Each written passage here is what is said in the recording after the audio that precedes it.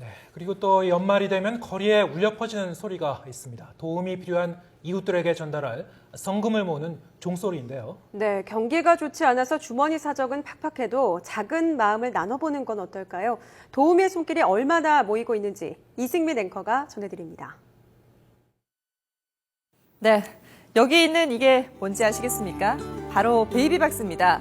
아이를 낳아서 기르지 못할 경우 버리지 말고 차라리 이곳에 맡기라면서 서울의 한 교회에서 만들어 놓은 겁니다. 그런데 최근 이곳에 맡겨지는 아기들이 크게 늘고 있습니다. 올해만 벌써 208명이 들어왔다고 하는데요. 지난해보다 3배 이상 늘어난 숫자입니다. 서울에 있는 곳이지만 전국 각지에서 쪽지 한 장에 사연을 적어 아이와 함께 이곳에 두고 간다고 합니다. 아이를 입양 보내려면 반드시 출생신고를 해야 한다고 관련법이 개정되면서 이 출생신고를 꺼린 미혼모의 아이들이 몰리는 겁니다.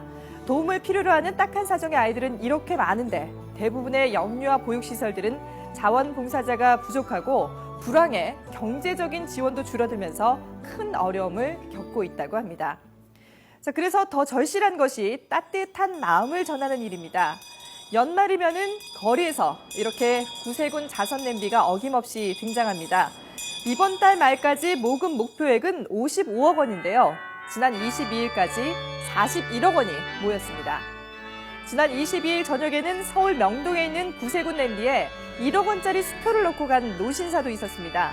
신월동 주민이라고만 밝힌 이 남성은 나라 발전을 위해 애썼던 분들이 나이가 들어 힘들어졌다며 이분들을 위해서 써달라는 편지도 함께 남겼습니다. 자, 이런 온정의 손길들 덕분에 사랑의 온도탑도 연일 온도를 더해가고 있습니다. 그런데 지난해보다는 조금 속도가 느리다고 하는데요. 50도를 넘기는 날짜가 지난해보다 5일 정도 늦어졌습니다.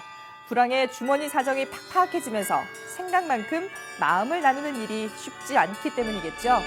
하지만 작은 도움이 모이면은 큰 사랑이 된다는 사실 다시 한번 되새겨봐야 하겠습니다.